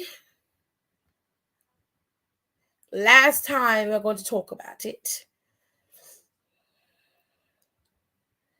But that's what happens when you let Road Dogg be backstage. I mean, he backstage now, so a lot of those NXT girls weren't the bee's knees, if you ask me. Bring back the Authors of Pain. Have you been paying attention to the streets lately? Because they're not coming back even if Triple H wanted to bring them back. They got a lot of negative press attached to them. They're not coming back. If you haven't been paying attention, which I don't think you have been, the Authors of Pain have tried to do their own promotion several times and have screwed over several wrestlers, using their image and likeness to promote a show that they were never going to put on, as well as taking money and tickets for a show and promising people payment and people showing them that they're going to get tickets and have the show done. And they never made good on any of it. People lost income on this particular show, and they haven't shown their faces since then. So yeah, the Authors of Pain probably will never be back in WWE, and if they are back in WWE, it'd be quite the shock. But it's going to be a minute because Triple H is going to need to let people forget about all of their, scamming, because essentially they scam people. So yeah, that's not going to happen, love. Sorry. So they can get injured every 2 to 3 months. No thanks. Oh, goodness. Okay. Wow. They were very injury prone on the main roster, and they were getting pushed. Like, they had a whole stint. They were getting ready to be pushed. They got the tag team championships. They were Seth Rollins' goons for a little while. And even still, one of them would get injured. So they were very injury prone. So that might also be a factor. Right. Damn. Yeah. That's pretty much it. Seth, as great as he is, couldn't even help them. They're a lost cause. I kind of have to agree. Yeah. EC3, John Morrison, Eric Rowan, Matt Cardona. I don't know if they were all involved. I know that it was I wouldn't bring in EC3 to WWE either. He seems to be doing fine with his Control Your Narrative in NWA. John Morrison probably doesn't want to come back. And to be honest, I don't fucking blame him. As far as Eric Rowan is concerned, that's totally up to him. But I know that he probably would come back because Bray Wyatt is there. So that's totally up to him and what he wants to do. As far as Matt Cardona is concerned, I don't have an issue with Matt Cardona either. I feel like he's done his due diligence to make himself into a massive commodity on the indies and in some ways in AEW and in Impact. He's done it at every promotion that he could. And he's just been collecting belts since he left the E. His wife has done that as well. She's been able to brand herself as something new and different. So Matt Cardona wouldn't be a problem for me. But as far as EC3 is concerned, I don't give a shit about EC3. He wasn't interesting when he was in NXT.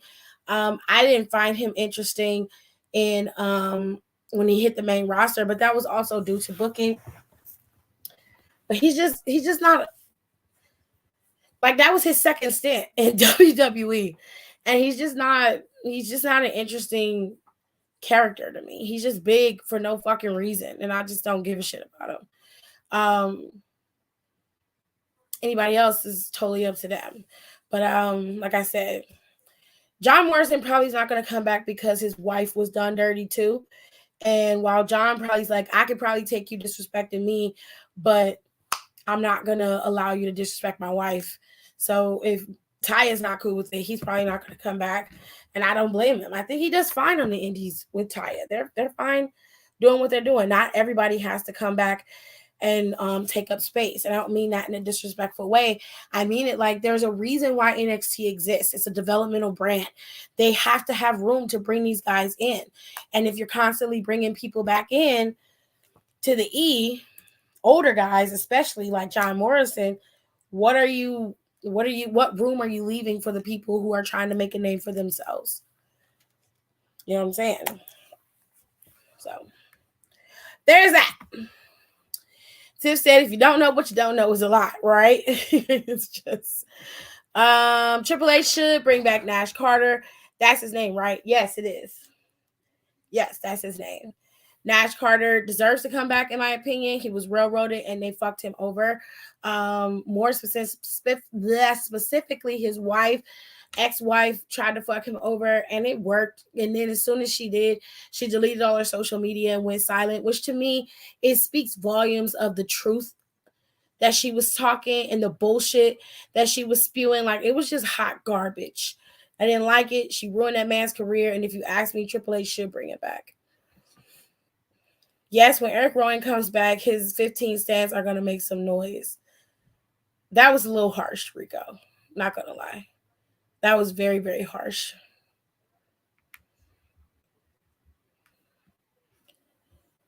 I wouldn't bring back John Morrison. I wouldn't bring back John, and I love John. EC3 should stay with ECW. Nowhere to be found. Extinct, out of business. Ooh, goodness. That was rough, honey.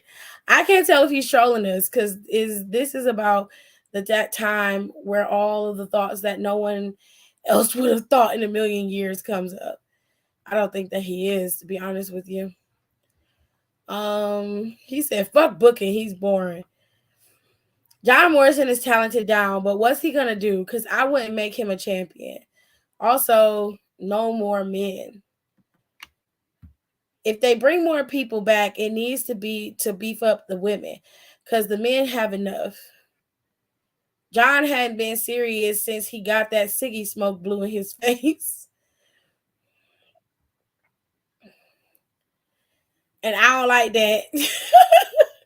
Yeah, bring the whole Little Rascals. Yeah. X-Pac GM of SmackDown, Kevin Nash GM of SmackDown, Triple H GM of Raw, Shawn Michaels GM of NXT. What you think? No, I don't want to see X-Pac in any capacity. I'd rather he go somewhere and lay his ass down. If that's permanently, that's his business. But I don't want to see him in any capacity. As far as Kevin Nash being the GM of SmackDown, I don't really care about if they make a GM or not, because right now they've been able to do what is necessary without having that type of character. I wouldn't make Kevin Nash the GM. I wouldn't make any of these guys the GM. Triple H runs the whole damn company. I'm not going to do double duty and be GM as well. I would pick somebody. You already had Adam Pearce as GM over SmackDown at one point. Make him be GM again if you need a GM. If you want to do a female GM for Raw, fine. Pick one of the girls who's either on the verge of retirement or getting ready to, or coming in and they haven't wrestled yet. Pick one of them. Like, all right, since the guys in here love Kiana so much, I put her ass in as general manager. Make Maxine over in on SmackDown GM of Raw. If you're gonna do something like that, like I just said, it's time out for bringing in the older guys into the regime and making them be the ones who do everything, and we're all excited because they're there. If you want new things, you can't ask for the old guard. You have to ask for new all around. That's why I'm against this. Shawn Michaels is already the head of NXT. He doesn't need to be general manager. He's already assuming that pseudo role. So it is what it is, babe. I'd rather go with new things. If they're going to do that, then make new people be general managers. Like AJ Lee was GM at one point when she was there. Whether you love her or hate her, she was GM. And that was before she really even got her feet wet wrestling. She wrestled, but it wasn't often. You want to do that, do something shocking and make Maxine the fucking general manager. And then you can make her a heel GM if that's what you want to do. She can have her minion dudes do what she wants them to do or whatever. You know, and really make it so that it's some fun storylines and some things are going on. But I don't need fucking DX running all of WWE. I'm cool on that. Not log off. Just said flat out no. You can do that on your 2K. Including Myron Reed. Myron Reed is a problem. Now, I don't know if Triple H will be able to keep Myron Reed together, but honey, Myron Reed he be giving you all the feels. You be mad, happy, sad, all of it, all at one time, child. As long as Oliver not with him, I don't give a damn. I can't stand Oliver. If y'all don't know who Oliver is, go watch MLW. See what I mean now? I mean, if that's what he wants to say, I'm just going to respond to it and move on. It makes no never mind me. Speaking of GMs, where has Pierce been? He come out there. Pierce come out there and he stops them from fighting and pulls them apart. He was just out there Friday when they had that big old brawl Friday. He was just out there. So he there. Not sure how accurate this is, but they're saying Hangman's injury is more of a concussion than a neck injury. I mean, while I don't root for either, I would rather it be a concussion than it be a neck injury. You know? So I'm glad that they were able to, if that's true, then I hope that Paige is going to be okay. Not needed. They're back. What the fuck? I mean, they just come in there and just put in the comments whatever. He was on SmackDown last week. He pulled Drew off of carrying after the crash. Yeah, he was there. The older guys can be in the back. Maxine needs something to sink her teeth into. She's still around? Yeah, she is. He would. I've always said a woman should be head of the women's division. I mean, I know Molly Holly is a producer for a lot of the women's matches, but she would be great in that role. So would Beth Phoenix. I would fucking love that. I think Billy Kay could have been GM of 2.0 when the rebrand happened. Myron put these hoes in their places. Who's Myron Reed? You would have to go Google him, Kayla. But he is an indie wrestler, and he's very good at what he does. I like Dolph as a GM causing havoc. I like the authority did. I don't know about that. That could have been a real party if Billy was in charge. Dolph needs to shave his head before I take him seriously as GM. Send him. Pierce was there yesterday too. Yes, he was. So he's there. He's just not in an active role anymore. After Ronda pretty much, beat his ass on TV, he ain't been seen. He ain't been seen since.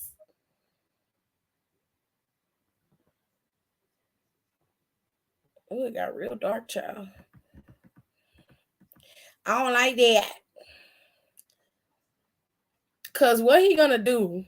Come out there with that ramen noodle hair and his bandana?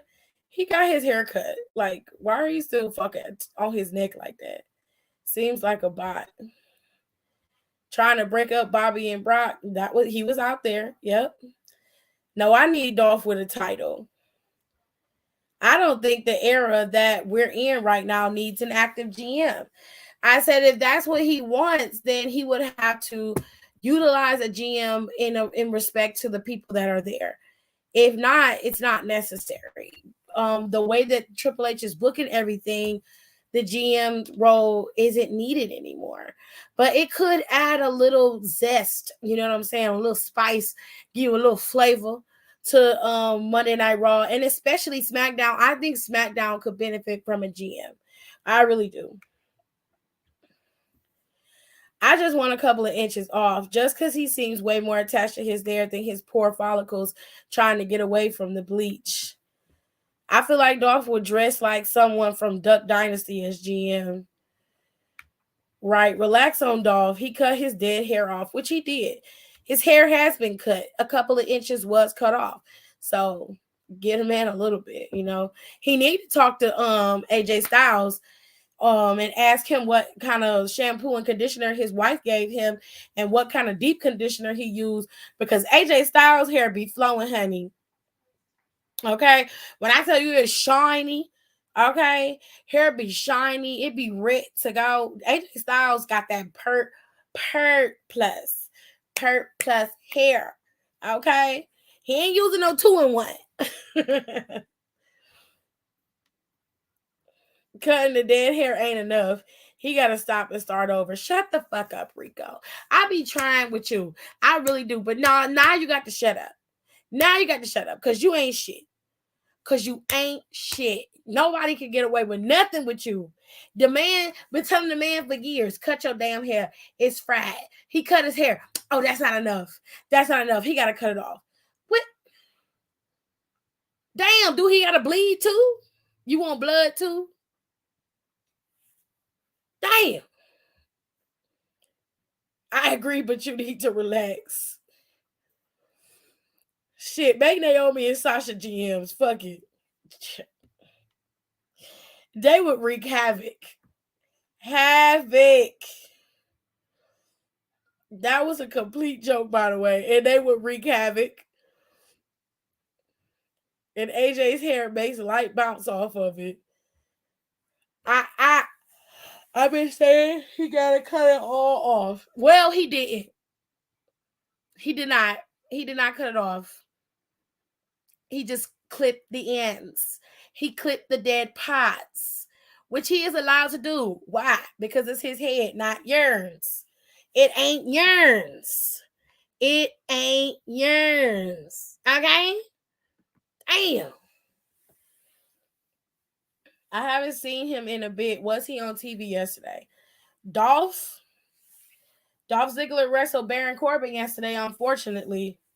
Sir, we were subject to watching Dolph Ziggler and Baron Corbin wrestle. Unfortunately for us, we had to watch Baron Corbin pick up a win with fucking 2003 version of with a 2003 version of fucking JBL coming out there with his granddad's suit on. That suit was way too fucking big.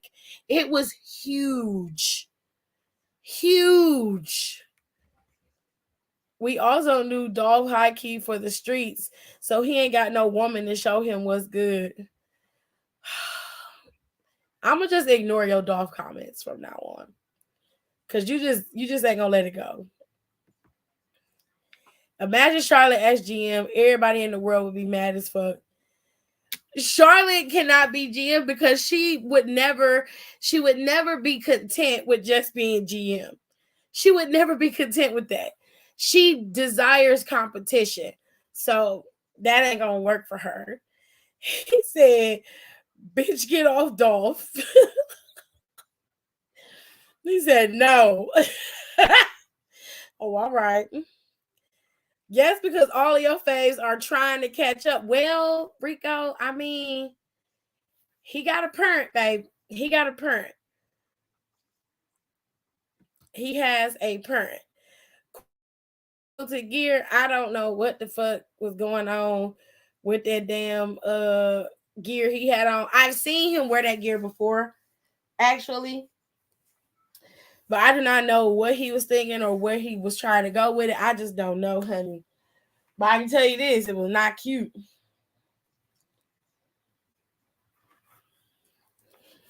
Nope.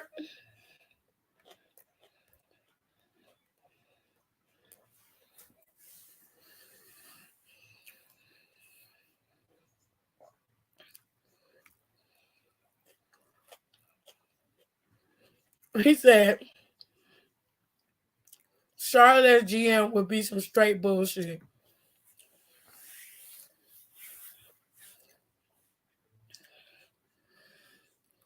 What do Kiana got to do with Dolph Ziggler?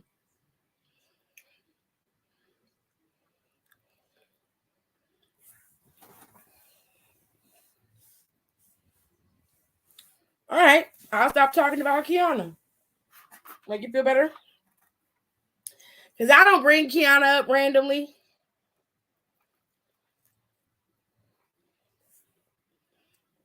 I just say I don't like her. And then when y'all say stuff like, oh, this was cute, or her gear was cute, then I go in on her. But if it'll make you feel better, I'll stop talking about her. No problem.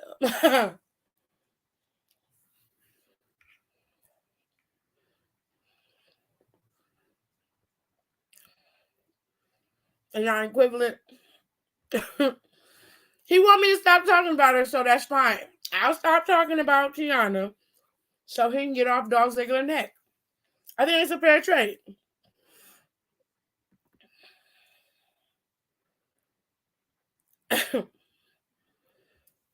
No, but you made sure to go in on him. So out of fairness,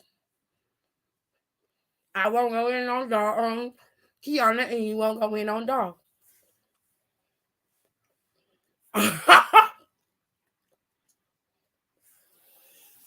He said, well, you don't know when to stop. It's okay. We're going to make it easy and simple. I got a job and he got a job. We refrain from digging in to Dolph Ziggler. He will refrain from that. And I will refrain from digging into Kiana. That'll help him. So we saw today that Ilya, Braun Breaker, and JD have not settled their differences in any way, shape, or form. And it is just getting more and more volatile.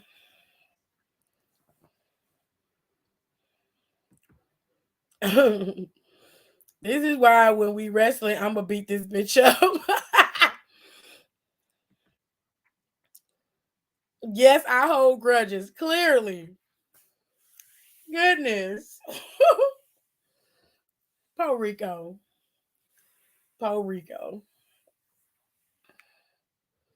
Well, duh. I got to get my sales spots in. Child. Man, what the fuck has Kiana done that he defended her like that? He just likes her. I don't. But I'm going to leave it at that. I find her to be annoying. He does. He enjoys her. I don't care. I don't care for the lady. So I'm going to let him have it.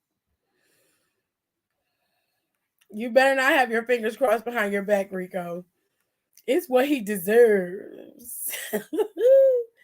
I'm a come for Sasha's wiggle neck selling gig. See? You see what I'm talking about? Anyways. Ilya, Braun, and JD have not settled their differences. In fact, it has been expanded. These three men do not like each other. Now, Ilya and Braun don't really have an issue with each other, but they want the same thing. Braun Breaker wants to keep his title, and Ilya wants to gain a new title. While JD McDonough is lurking in the background, circling like a vulture, waiting for his opportunity to swoop in and steal that title from both of them. Now, we all saw that there's another looming fourth factor that plays into this match that isn't being talked about, Henny, and that is Mr. Austin Theory. Okay, now Austin Theory could very well cash in and become the NXT champion. And I gotta say, I think that would probably be one of the biggest swerves, but I really think they should have kept that for Halloween Havoc, okay? They should have kept that real quiet. Austin Theory run down there, cash in, boom, champion, okay? But that's not what they did, all right? So, y'all let me know in the comment section, who do you got? Do you got Ilya Dragunov, Braun Breaker, or JD McDonough? Okay? I'm going to give y'all 30 seconds. Here we go.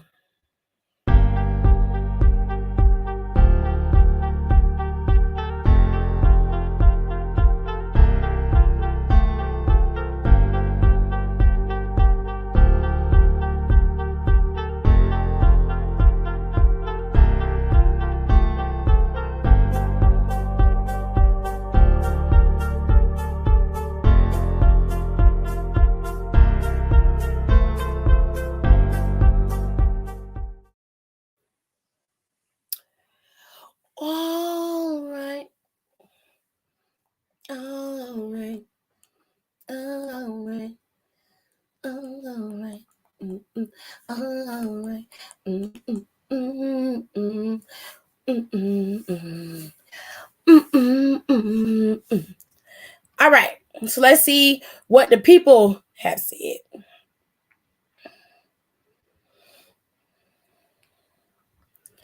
All right. So yeah, it should have been kept a secret. I'll back Ilya tentatively. I'm gonna say Ilya, but I know it's not him.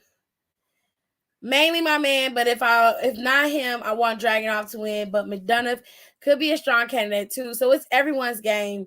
I agree, Kayla. This is a hard one. Marcel said Ilya. All right, sir. I'm gonna stick with JD McDonough.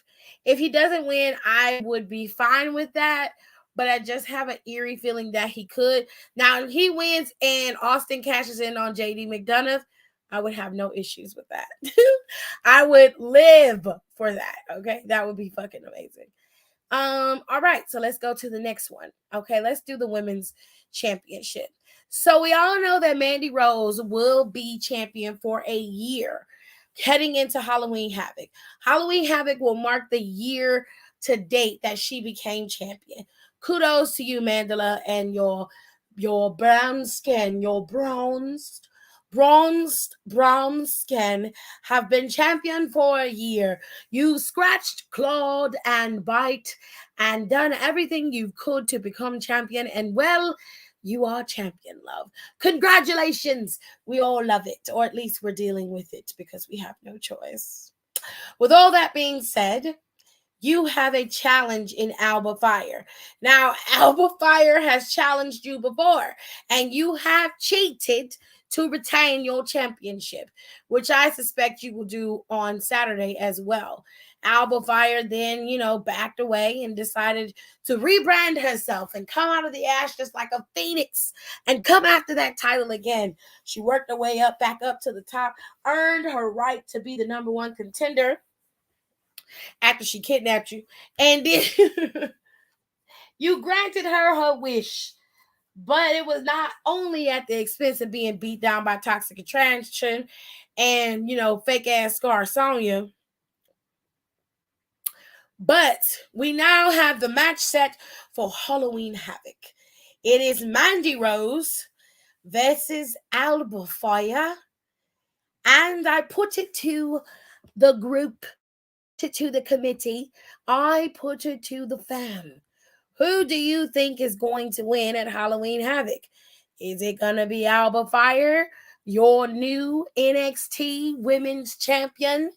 We all know Alba Fire is a former NXT UK Women's Champion, long-time champion, 600 plus days as champion. No one has been able to come close to her title reign. Well, who do you choose, ladies and gents? Do you choose Alba Fire, a former long-time reigning NXT Women's UK champion? Or do you think you go with the current long-time reigning Women's NXT champion, Mandy Rose? Now, whether you love her or hate her, she's been able to maintain her spot at the top as the champion. Even her own team, Toxic Attraction, couldn't do that. Sir, what do we do? I'm going to leave it to you. Go ahead and vote in the comment section. I'm going to give you 30 seconds. And I thank you.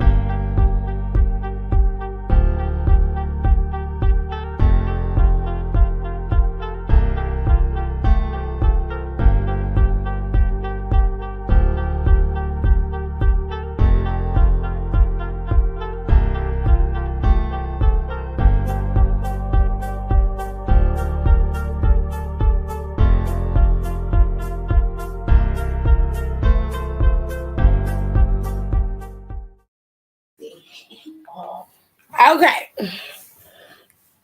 Let me look at the comments, see what y'all said. Don called her a brown skin girl. Jesus. Skin just like pearls.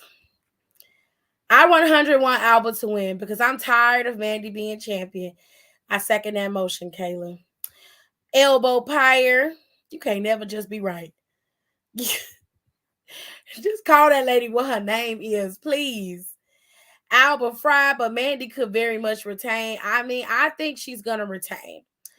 And I hate to say that, but I really do think she's gonna retain. Because I think they want her to keep that championship for the like solidify it as a year champion, go a little bit past that, and then drop it. I just do. Hoping for Alba, believing that Mandy will probably win. Alba. Okay, so most of the consensus is going for Alba. I'm gonna stick with Mandela. I don't think that Mandy's gonna drop this title, and I hate that. And I haven't watched a match of hers since she kept the title at the last pay-per-view. I don't plan on watching this one either, and I hate to say it, but I don't know that woman. Wouldn't know her if she was walking down the street. I'm serious. All right, so the next title that will be up for grabs is the NXT North American Championship. Now, if you don't know how this title got to be here, I'll tell you. Very simple. Solo Sikoa answered Carmelo Hayes when Carmelo Hayes beat the hell out of Wes Lee because he got mad that the WWE Universe voted for Wes Lee to be his next contender. And he felt like nobody controls his destiny but him. Okay? So when all that went down, Solo answered, took his title, and took that shit to SmackDown. Okay? That man was champion, defending the title on the SmackDown brand, but when he got back to NXT that Tuesday, Shawn Michaels said, baby, listen, that match was not sanctioned, so we're going to have to run that back. But we're not going to put you in a match with him. No, we're going to strip you of the championship, okay? Because it just wasn't a sanctioned match. We had not legally authorized you to compete for the championship, okay? So, baby, we had to run that back. I'm sorry, but, this is not your championship. You got to give it to us. So that's what they did. He gave it back. And Carmelo thought, hey, why don't you give me my title back right quick? And Solo, bye-bye. But yeah, Shawn, thank you so much. Why don't you hand that over? Shawn was like, no. You see, you did lose the championship, okay? You were very much a loser. So because of you being a loser, you now get to compete with the rest of the people who will qualify for the championship in a ladder match at Halloween Havoc. And if you lose there, you're going to be a loser again. So I suggest you make it so you're not a loser, bitch. So Carmelo was not a happy camper, okay? Because he has to compete for a championship he believes is rightfully his. Now, Wes Lee, because he was beaten down in all of the things. Can I have the juice, please? Sure. Now, Wes Lee, because he was beaten down by him in that dingleberry trick. Baby, you all right? And that dingleberry Trick Williams, he was like, listen, they told Wes Lee you can be grandfathered into this match along with Carmelo Hayes. And Wes Lee said, no, I want to earn it. He had a match with Tony D'Angelo. Tony D'Angelo injured his knee. This allowed him to be advanced into the match. And then Oro Mensah won his opportunity, as did Nathan Frazier in his best of 3 against Axiom. And then fuck-ass Wagner won against Andre Chase. This not my last one? Oh, good. So. They gave you an extra one. No, I did not. You didn't tell me that. I thought that's one I did. No, you only told me about the Pepsis.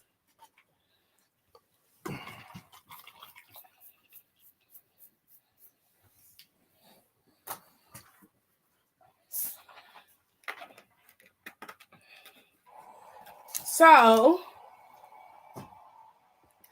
the match is set and the game is on, as Sean Connery used to say.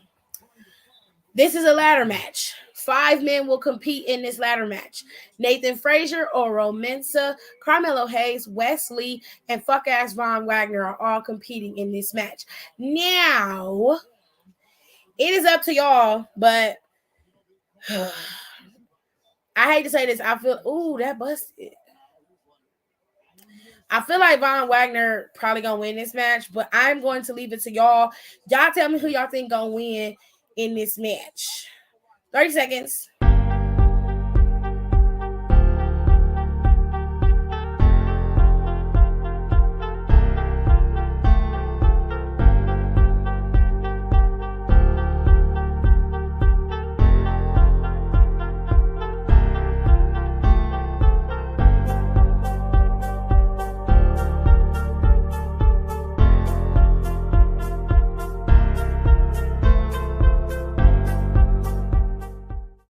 His name was James Bond. It took everything I had not to talk like Sean Connery when I talked to him on the phone. You're a liar.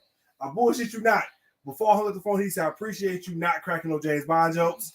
When we had this conversation, I said, to be honest with you, sir, it took everything I had for me not to. I wanted to. But our phone calls are recorded. All right. Anyone but Von Wagner is a good candidate, but I want Wesley to win. Von, but Wes is my dream. I'm going for Wes. He was cheated out of the opportunity originally, but the outlier is Wagner in this situation. I very much agree. Well said. Well, let's move on to the next match. We got two more, I think. Yeah. We got two more. So now, Pop Kemp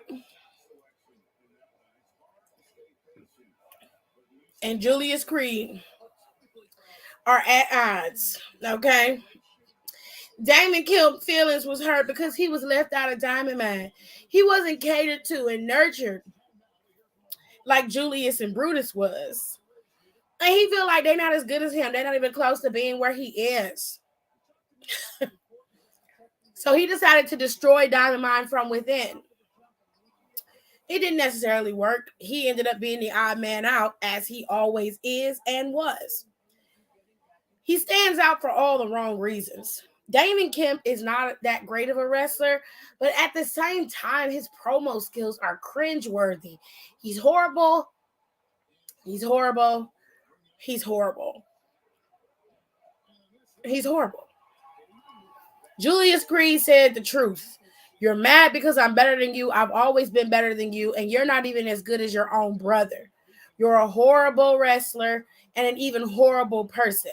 And in the ambulance match, I'm going to put your ass in an ambulance and take your ass out. Damon Kemp's like, well, all I need is a chair and 10 chair shots, and I can take you out just like I did your brother. Now, he thought that was going to rattle Julius, but it didn't do nothing. But the kicker here is, if Julius doesn't win this ambulance match, his brother, Brutus, will be kicked out of NXT forever. So the question is, who do you choose? Do you choose Julius or do you choose Damon Kemp? Now, in my opinion, a man with a weapon is more dangerous than a man without one. But given the fact that Julius Creed is probably one of the most technically sound wrestlers I've seen come through WWE in a very, very long time, I think giving a man who's technically sound at bare knuckle wrestling a weapon is even more dangerous than a pussy like Damon Kemp. So I'm going to put my money on Julius. But as always, I'm going to give y'all 30 seconds.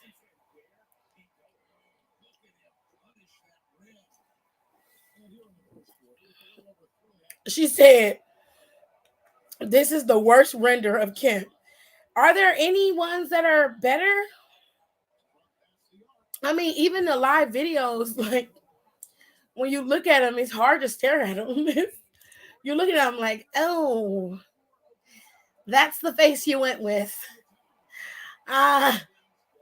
Okay. Well,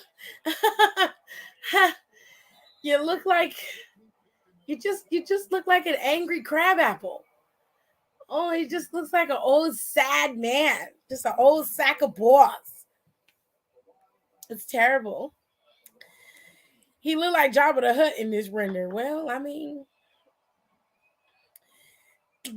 Don said there are no better ones, and he is right. He is 100% right.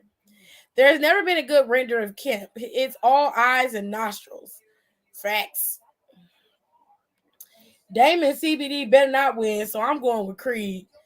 If Rousey can do it, so can Julius. All right, I give y'all 30 seconds. Y'all pick. Damon Kemp or Julius Creed.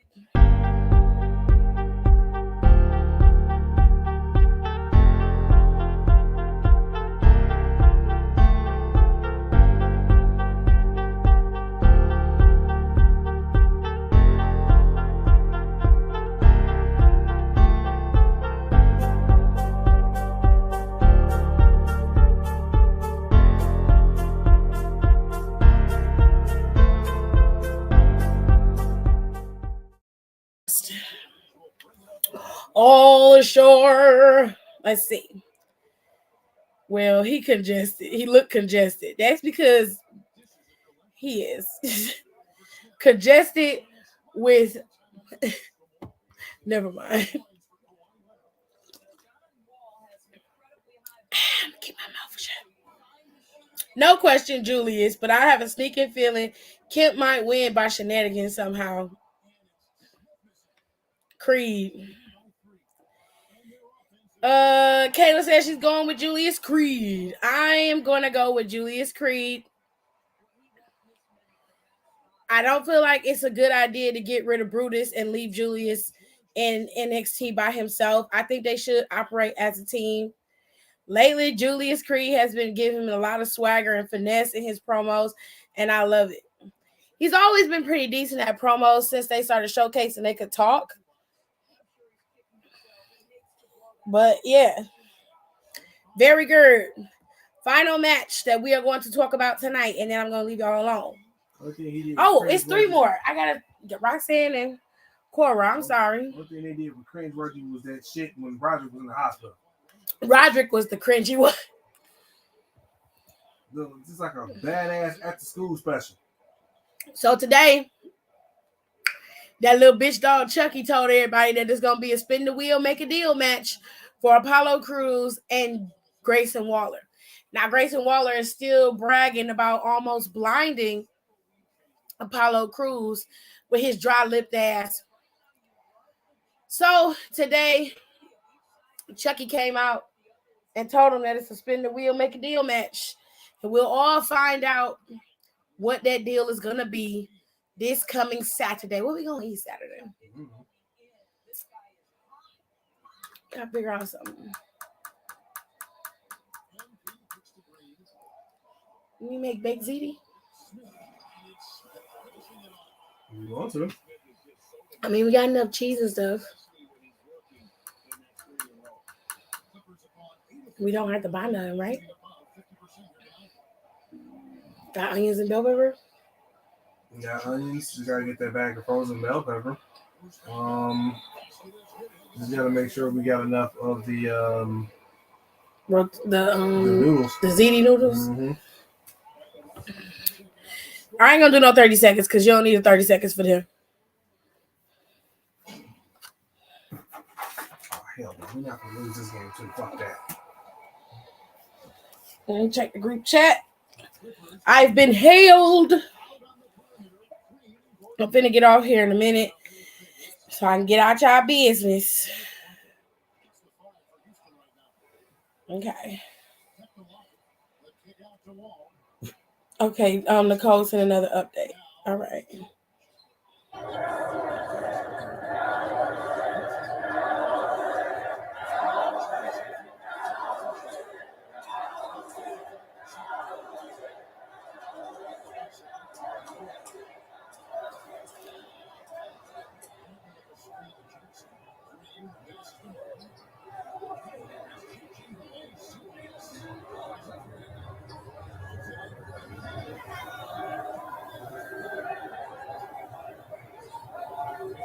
Hold on, y'all.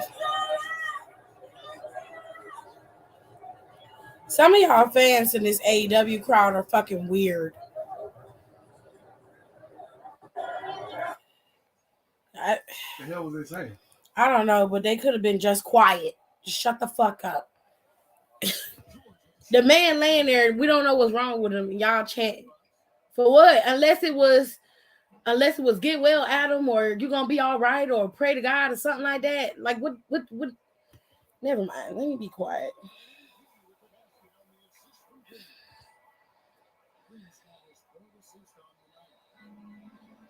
Okay. Kayla says she's picking Apollo Crews.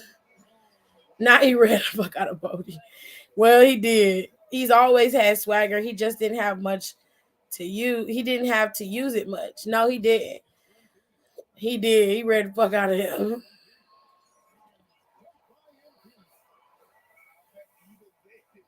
I'm curious about the stipulation too, Kayla. I could eat ziti every day. I want to make something that's quick, but it's plenty of it, and I don't have to worry about not being able to eat it, and then I don't have to cook again on Sunday. So I think baked ziti is better idea than me making fucking lasagna. But I might end up making lasagna because the damn we might not have enough noodles, and I know we got plenty of lasagna noodles. You know what I'm saying? Kenny said, IDK if you talking about Mandy, but if this glitter thigh somehow wins over Alba, I want Sonya to take her ass out and be like, since I helped you, you're going to give me a title match. I mean, I wouldn't mind that. But that's all she did when she was the damn. Yeah, when she was GM, yeah. That was her thing. Going with Apollo, Grace's mouth in this render is set like a Mater. It's set like Mater from Cars when he be smiling. Child. He barely got a mouth, to be honest with you. Right? Whenever it's time for Grayson to talk to Michaela, I roll my eyes for her. Mackenzie? Because her name is Mackenzie. Aaliyah? That's Mackenzie. Final match, because I don't think I mentioned them before. Cora and Roxanne. I think I did mention them, but I don't remember. So Cora and Roxanne have a spin the wheel, make the deal match, but their wheel was spun by Grayson Waller a few weeks back. Their match is a Weapons Wild match. Sir, the girls are going to be fighting, and we shall see. Now, we both saw them compete in their Pick Your Poison match. Roxanne had a better showing than Cora did. However, Cora is a heel, so you kind of expected that. But Roxanne took Rhea Ripley as far as she could go with Rhea. If Dominic had not been involved, Roxanne could have very easily beat Rhea Ripley because she had her down, and it was in a point where Roxanne was getting the momentum swung in her favor, and that's when that little Similac breath bitch got involved. So, Judgment Day was able to have a strong showing coming back to NXT, a lot of their home ground. But it is what it is. The girls are going to be fighting. Okay? Not Michaela. I'm going for the ring bell in this match. I can't. I got her and Kayla mixed up. Look. Hey, it looked like you combined them into one person, babe. You called them Michaela. Do you use ground chicken or ground beef when you make baked ziti and lasagna? Because both are good, but I like ground chicken a little more. And my sister makes a good vegetarian one. My family likes beef, so I usually use beef. I don't put ground chicken in it, only because ground chicken isn't something that we regularly keep in-house. And I would have to grind it myself. Honestly, a vegetarian lasagna would be healthier. We cut back on the beef, obviously. But we just had tacos for my mom's birthday, and then I just wanted to do something that was quick for me, so I didn't have to be in the kitchen on Sunday at all. And everybody could still warm up plates and eat and have a good time. And I wanted something that I could eat during NXT that wouldn't hinder me from watching the show. You know what I'm saying? I could eat it off a plate and be happy. And my dad likes his ziti to be super, super saucy. So I think we got enough sauce to make ziti, right? Again, I don't know. So we would have to look. Yeah. So it is what it is.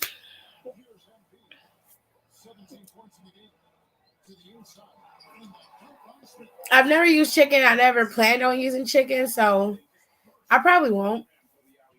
But it does sound like a good idea. Not even mad about it. I might try it one time.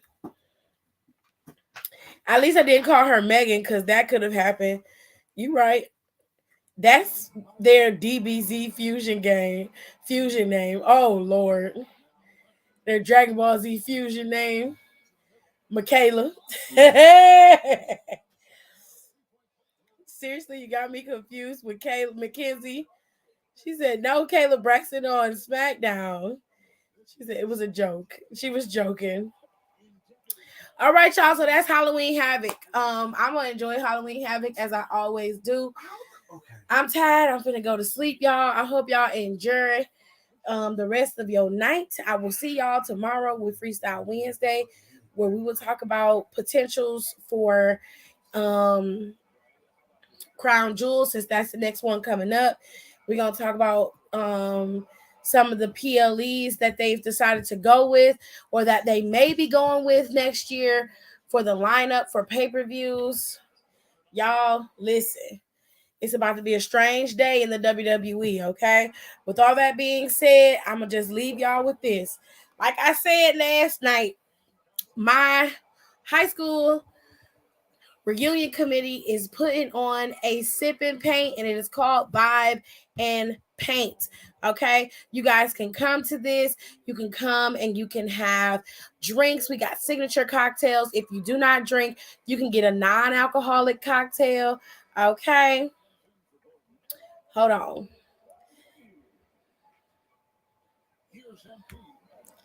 You can get a non-alcoholic cocktail if you want. They have plenty of different food you can drink. I mean, eat there. You don't drink it. There's plenty of food items you can eat. I have cakes and stuff that I'm making, cookies that I'm making. We're gonna have a chocolate fountain. You can paint. If you pay for the VIP package, everything is included. You get a little armband that says VIP. You can eat what you want, go drink what you want. It's all unlimited if you pay for the VIP package. There are 4 tiers to purchase tickets. There's the VIP, there's the green, there's the black, and then there's another one, I think, which is like yellow. But the executive package, which is the VIP package, gets you access to everything. The sip and paint section is limited, so be mindful of that. If you get your tickets now, you can still come and have a really, really good time. We're going to be playing music, and then towards the end, we're going to have karaoke. So we got a lot going on. Plus, you got an opportunity to win like $100 gift card in a raffle bag. Okay? Opportunity to get you a raffle, get you a $100 gift card. You know that's good on gas. Okay? Girl, you get to get you some gas and get your ride together. Maybe keep you a little bit of lunch money. Okay, put some groceries in your house. Put a little grocery in your house. Okay, on a little investment, and you can get lit with your drinks and eat all some really good food and snack on some good desserts and chocolate, girl. We are providing you with a vibe. Okay. So all you got to do is scan the QR code here. It'll take you right to the Eventbrite where you can go ahead and sign up and be a part of the fun. Okay, this is November 19th. All right, November 19th is when the Vibe and Paint happens. And I'm going to put on my good clothes for this. I'm going to put on my good clothes for this event. And I will see you guys Wednesday when we do Freestyle Wednesday. All right. If y'all have all your questions and stuff ready on Freestyle Wednesday, the first hour is going to be nothing but wrestling. We're going to talk about everything. Okay. And then after that, we're going to move on to what we normally do, which is just keeping it all the way G. All right. So I'll see you guys in my next one. I'll talk to you guys tomorrow. Bye. Thank y'all so much for coming and being part of my show. Please don't forget to rate, comment, and subscribe on the channel. It really helps to get my content out there for everybody to see. And I feel like even though we're a wrestling channel, we talk about a little bit of everything over here when I go live. So make sure you guys follow me on my social media as well. All of my socials are the same at Psych Design TV 2. You can find me on Twitter, and you can find me on Instagram, and you can find me on Facebook if you're a little and you like Facebook. But don't forget to follow me and subscribe, and make sure you rate my videos and get that algorithm up to push it up so I can start being a little bit more professional, so I can start making some coins. Okay? Okay. I will talk to y'all later. Love you. Bye.